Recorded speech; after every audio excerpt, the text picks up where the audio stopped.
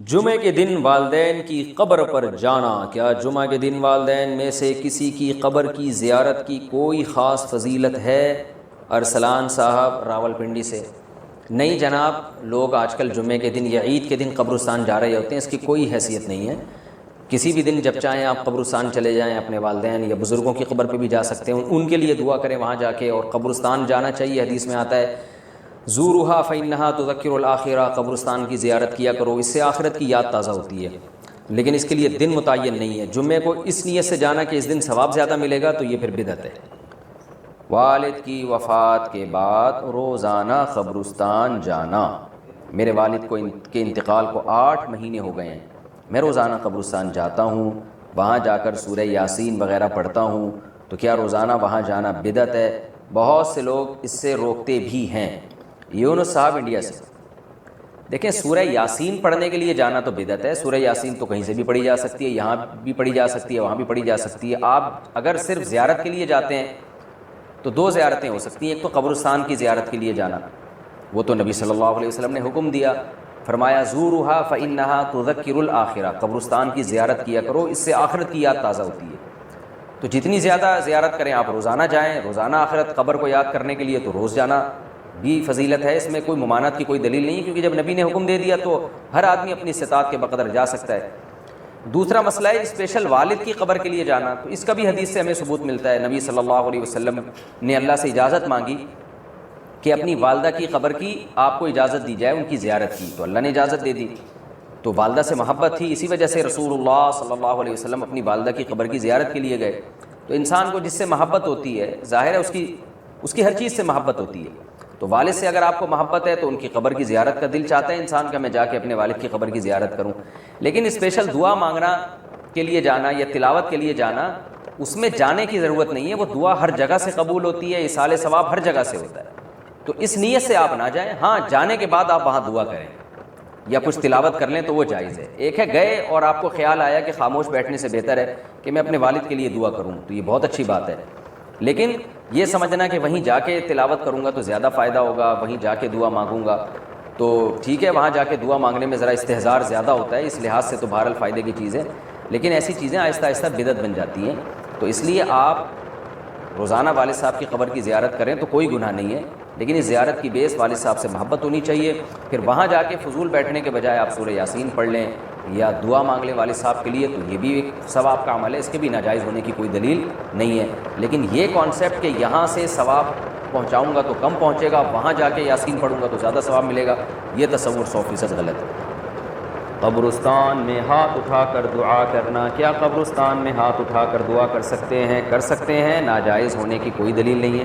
البتہ جہاں یہ خطرہ ہو، شرک کا وہم ہو، جیسے کوئی مزار ہے یا ایسا قبرستان ہے جہاں لوگ مردوں سے دعائیں مانگتے ہیں، وہاں آپ بھی ہاتھ اٹھا کے دعا مانگو گے تو یہ وہم ہو سکتا ہے کہ آپ بھی قبر سے مانگ رہے ہو، تو ایسی وہم والی جگہوں پہ بہتر یہی ہے کہ ہاتھ اٹھا کے دعا نہ مانگی جائے، تاکہ شرک کا دروازہ نہ کھلے اور لوگ آپ کے بارے میں بدگمان نہ ہو۔ لیکن جہاں ایسا نہیں، جیسے سعودی عرب میں تو اس کا تصور نہیں ہے کوئی قبر سے مانگ رہا ہو، تو وہاں اللہ کا فضل ہے کہ یہ قبر پرستی نہیں ہے وہاں، جیسے ہمارے انڈیا پاکستان میں جو بدعتیوں نے شروع کی ہوئی ہے، سعودی عرب میں تصور نہیں ہے۔ اب وہاں اگر کوئی ہاتھ اٹھا کے دعا مانگ رہا ہے تو کوئی وہم بھی نہیں کر سکتا کہ قبر سے مانگ رہا ہے، لیکن بہرحال ذرا سا بھی وہم کا اندیشہ ہو کہ قبر سے تو نہیں مانگ رہا، تو پھر ہاتھ اٹھا کے دعا نہیں مانگنی چاہیے۔ میرا معمول یہ ہے کہ میں جب قبر پہ دعا مانگتا ہوں تو ہاتھ جب اٹھاتا ہوں تو رخ قبلے کی طرف کر لیتا ہوں، اس میں یہ فائدہ ہوتا ہے کہ یہ وہم ہی ختم ہو جاتا ہے، تو آپ کا رخ قبر کی طرف ہو اور پھر قبلے کی طرف ہو، تو صاحب قبر کے لیے آپ دعا مانگ لیں تو یہ کوئی حرج نہیں ہے اس میں۔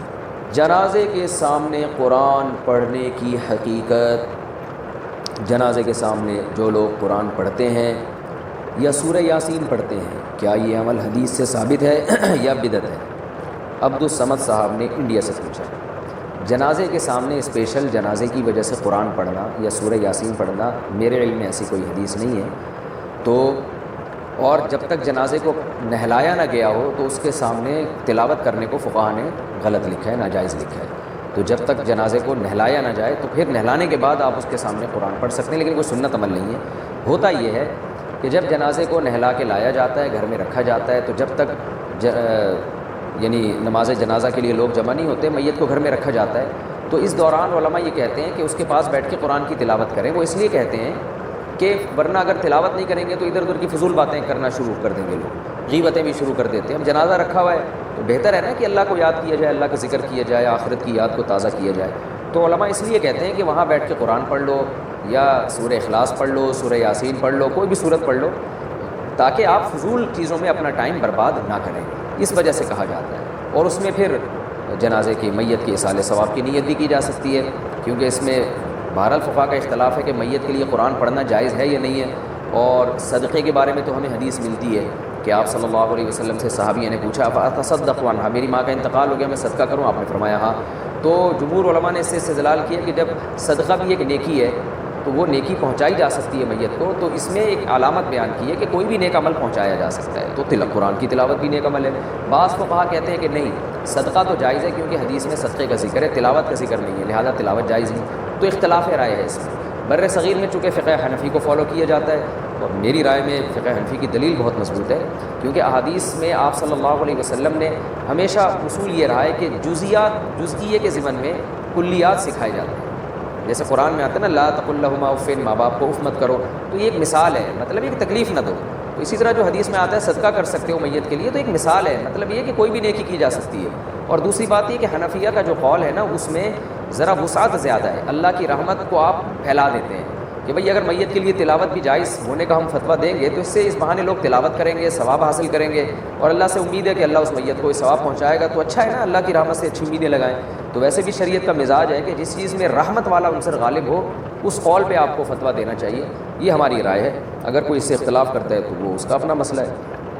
تو اس لیے جنازے کے پاس قرآن پڑھنا الگ سے کوئی اس کی فضیلت ہمارے علم میں نہیں ہے حدیث میں, لیکن کہا اس لیے جاتا ہے کہ وہاں بیٹھ کے ادھر ادھر کی باتیں کرنے سے بہتر ہے کہ آپ قرآن پڑھ لیں. البتہ قرآن خوانی میت کے لیے یہ جائز نہیں, کیونکہ قرآن خوانی کہتے ہیں کہ لوگوں کو قرآن پڑھنے کے لیے جمع کرنا. تو قرآن پڑھنے کے لیے جو جمع ہے نا, تو اجتماعی عمل کے لیے ثبوت ضروری ہے, یہ خوب ذہن میں رکھیں. جیسے آپ اپنے طور پر 2 نفل کبھی بھی پڑھ لیں جائز ہے, لیکن اگر آپ لاؤڈ سپیکر میں اعلان کرتے ہو یا کارڈ چھپواتے ہو یا منادی کراتے ہو آؤ میں اشراق کے 2 نوافل پڑھ رہا ہوں, تمام حضرات سے گزارش ہے کہ مسجد میں آ جائیں, اب یہ اجتماعی عمل بن گیا, یہ بدعت ہو جائے گا. تو اجتماع کے لیے آپ کو دلیل کی ضرورت ہے. اس لیے علماء کہتے ہیں کہ اجتماعی قرآن خوانی یہ بدعت عمل ہے, کیونکہ یہ ایصال ثواب کے لیے آپ ایک عبادت کر رہے ہیں, اور اجتماعی سطح پہ تو ہمیں نہیں ملتا صحابہ کرام میں کہیں کسی نے کبھی اجتماع کیا ہو. حضرت ابو بکر کا انتقال ہوا, کہیں نہیں ملتا کہ حضرت عمر نے تمبو لگایا ہو اور سب لوگوں کو جمع کر کے ان کی قرآن خوانی کی ہو. حضرت عمر کی شہادت ہوئی تو کہیں نہیں ملتا کہ حضرت عثمان نے ان کے لیے قرآن خوانی کی ہو. یہ ثابت نہیں ہے, اور اس پر علماء کے فتاوی بھی موجود ہیں. البتہ برکت کے لیے قرآن خوانی ایک الگ چیز ہے. برکت کے لیے یعنی مکان دکان کی برکت میں جو قرآن خوانی ہے وہ عبادت نہیں ہے, وہ از قبیل رقیہ ہے, رقیہ دم, تو اس کے لیے ثبوت کی ضرورت نہیں ہے. لیکن بہرحال بعض علماء اس کو بھی بدعت اس لیے کہتے ہیں, بدعت تو نہیں یعنی بدعت کی تائید کا ذریعہ بنتی ہے.